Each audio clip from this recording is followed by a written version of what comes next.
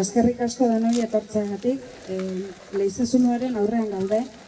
Segurazki, Juana Josefa eta bere umeak bota zituzten zuloaren aurrean. Juana Josefa, de 37 años y embarazada. Asunción, de 16 meses. Martina, de 7 años. Pedro Julián, de 9. Antonio, de 11. Francisco Javier, de 14. Y Joaquín, de 16, fueron expulsadas de su hogar. Incendiaron la chabola donde se tuvieron que refugiar y aún así fueron a por ellas. Y rodeadas de antorchas de fuego las obligaron a avanzar hacia la cima, donde seguramente fueron arrojadas, igual hasta con vida. 79 urte beranduago gogoan ditugu, eta horregatik bildu gara, leizearen aurrean, gure omenaldi xumea egiteko. Vamos a hacer la ofrenda floral. Toda la gente que tenga ramos, si quiera que se acerque y coloque los ramos aquí.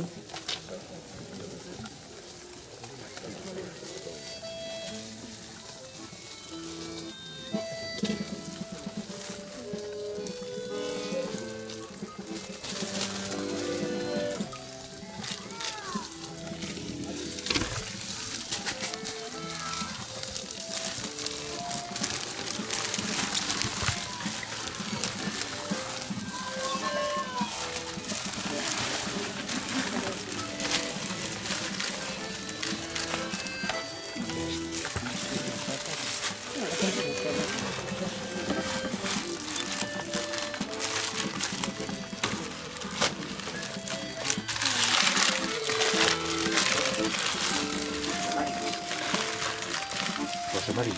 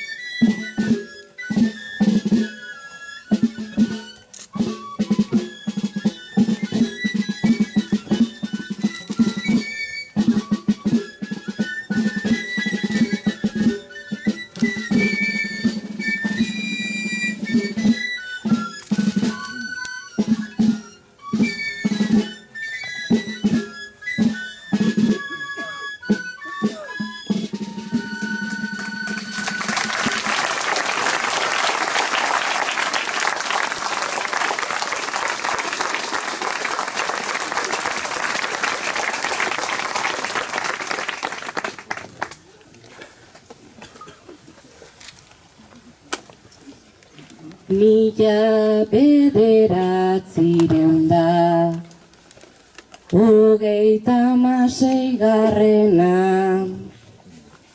leporatzen asera famili baten azkena kaleratze baztertzea eriotzeko kondena hilketa haien ondoren naizta isildu zen dena oraindikan bizirik da zuen indar eta sena sumina nabaritzen da zulo honetan barrena sumina nabaritzen da zulo honetan barrena.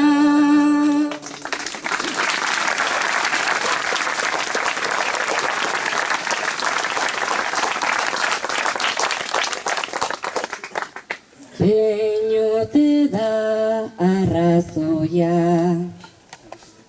halakorik gertatzeko zergatik bizilagun bat behartu etxea uzteko sorginkerita sinesmen izaera bat tarteko desberdin izate arrazoi bat alda denak hiltzeko behartuta zulo honen parera eramateko historiak bizirik dirau garaia da argitzeko zulo honen ilunetik argira eramateko.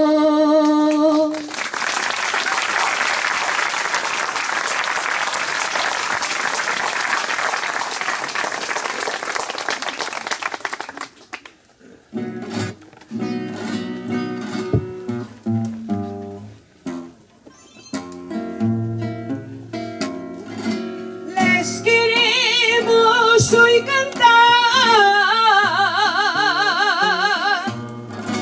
a los que aquí asesinaron. Les queremos hoy cantar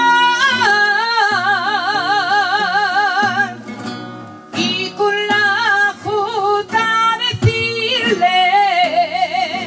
que no vamos a olvidar, que no vamos a olvidar a los que aquí asesinados.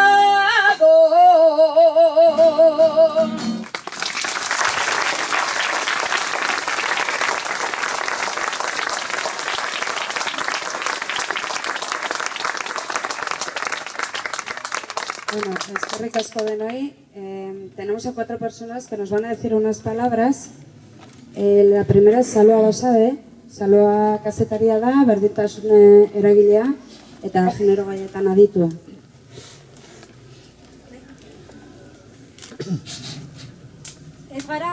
Ez gara gure iraganaren esklabu, eta beraz, memoriaz datorriko gu askatzera. Iraganak ez gaitu kondenatu, eta beraz, historiak nekez absolbituko. Zertarako jakin orduan. Jakin behar dugu jabe izateko. Jakintza eta jabekuntza, horrela ekingo diogu bideari. Zintzotasunez eta ausardiz. Berdin iraganari, aldamenekoi eta etorkizunari begiratu ahal izateko. Era ezberdinak daude desagertuengana eta euren memoriara hurbiltzeko. Hoietako bat, Jose Mari Lasima liburuarekin egin duena da. Ikerketa lana, testigantzen eta datuen bilaketa, gertakizunen berreraikuntza, testuinguru historikoaren kokapena, baina desagertuengana eta euren memoriara hurbiltzeko bestelako era bat ere badago. garenarekin eta izan alginelarekin lotuta dagoena. Memoria berreskuratzeko lanek eta ikerketek irekitako bideari esker, desagertuarekin amankomunean ditugun ezaugarriak abiapuntutzat hartu ditzakegu. Eta era honetan, beraiei begietara agertzen saiatzea. Beraien hotza, beraien muturreko beldurra, gure larruetan sentitu arte. Horrela, Juana Josefaren argazkira eta oroimenera hurbildu nintzen. Alaba, aizpa, ama, emakumea gara. Bere bakardadea imaginatu nuen. Pairatutako onaizpenik eza, isolamendua. Eta azkenik, eta ia gaur arte, bere gaineko isiltasuna. Bere gainean, lurrak baino gehiago pisatzen duen, etengabeko isiltasun gorgarri hori. Diferentzia eta disidentzia emakume batengan gorpuzten direnean, aldemaneko begiradak zorrotzen dira, susmoa zabaltzen da. Atzamarrak altzatzen dira eta seinalatzen dute. Txiroa zara, ederra zara, goze diren zazpi seme-alaben ama zara, sorginkerietan ibiltzen zara, ezerosoa zara. Gure moralek zuretzako tokirik ez badu, gure lurraren gainean ere ez duzu tokirik izango. Zein moralaren izenean defendatu daitezke gaur gogorak hartzen ditugun gertakairak? Zein gizarte sistema definitzen da emakumeak diferenteak, emakume disidenteak, etengabeko susmopean jartzen direnean? Zer beldur pizten dute atxoko eta gaurko emakume diferente, emakume disidente? Zein mekanismo jartzen dira martxan seinalatzeko zein emakume dagoen susmopean eta zein ez? Zeinek erabakitzen dute beraien zigorra? Galdera asko gaur hona ekarri gaituztena. Baina ez ezagun, zimaren gatik erantzunik espero. Zimak, bere sakotasunetik, guretzako galderak baino ez ditu. Noiztik, Juana Josefa? Noiz arte, Juana Josefa? Agur eta hori, Juana Josefa. Joaquín, Antonio, Pedro, Julián, Martina, José, Asunción, Zagarria Goni. Gogoa zaituzte.